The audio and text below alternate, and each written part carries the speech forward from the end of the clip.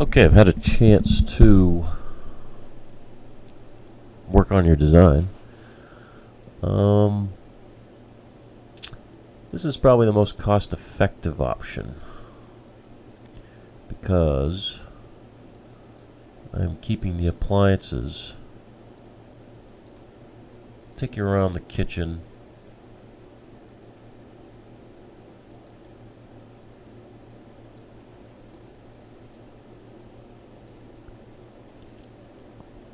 Starting on the refrigerator wall.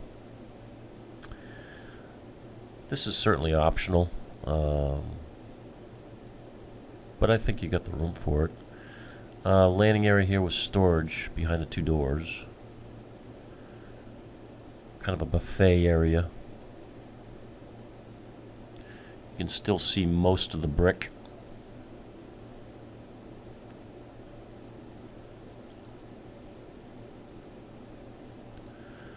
Refrigerator.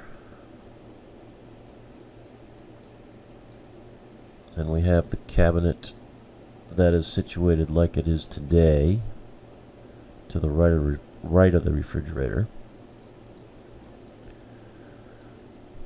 This is a section I want to show you in 3D. I don't know how this is going to look because I haven't hit the button myself, so let's hit this button. There you go. Let's see it render. Okay, you can see the brick.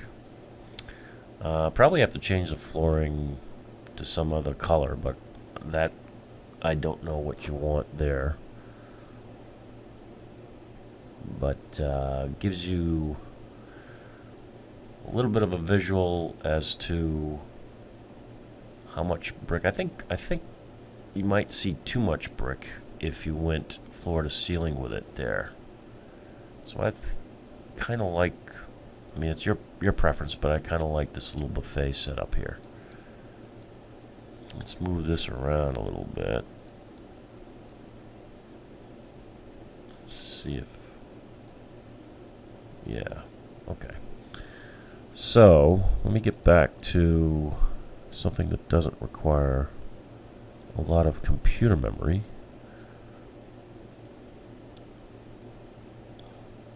So this setup is a little different than what you have. I've got a what they call a transition cabinet here,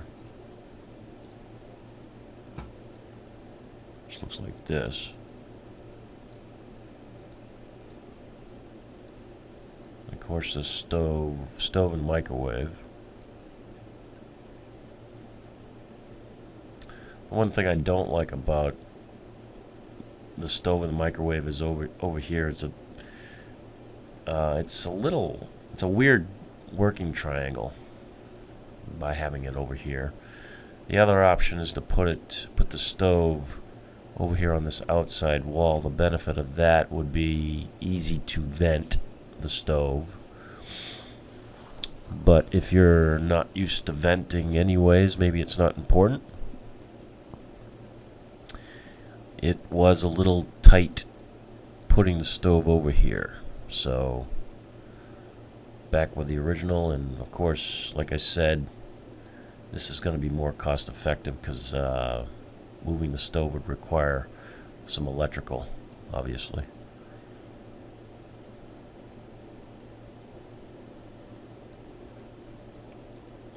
So next to the stove, this would probably be a good place for, let me blow this up a little bit better.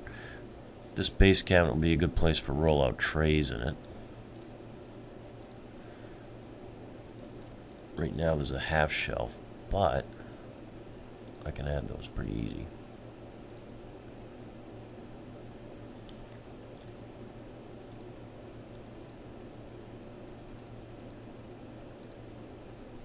Okay. So that is telling the software that you got 2 roll-out trays in there now. I like to have drawers next to the stove so you can put your cooking tools in there. Wall cabinets on above Of course, the stove. Nice, decent countertop area on either side of the stove. The idea would be to bring the cabinets to the ceiling with crown.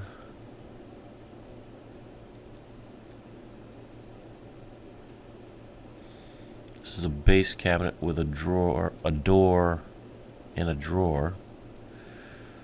This would be a double pull-out trash with a drawer, sink base, dishwasher, bank of 4 drawers, and another transition cabinet.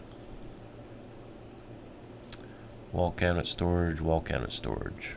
So this is all good here, as far as I'm concerned. We could get rid of this transition cabinet if you think that there's not enough room for the table. This table here is 63 that way, and about 40 inches this way.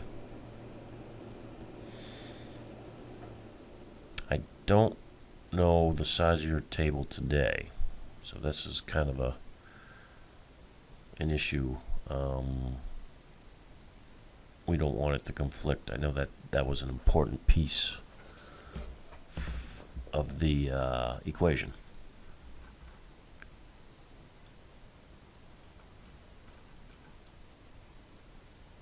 Then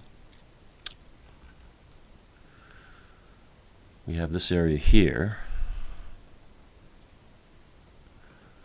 which I think you would enjoy. These are full-size 27 wide pantry cabinets, and I probably have roll-out trays in each of these. I do. That's what this little guy here is, RT27. 1, 2, 3, 4 of them. So that these two cabinets will store a lot more than what you have stored in your existing pantry cabinets, without question. These are 24 inches deep. Your existing are something shorter than that. Then I replaced what you have under the window with matching furniture base drawers that you can sit at. So these are drawers right here.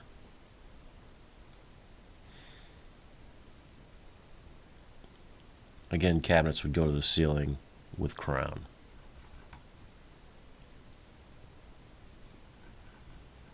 Each of these pantries have 4 doors, so these 2 small ones, 2 tall ones.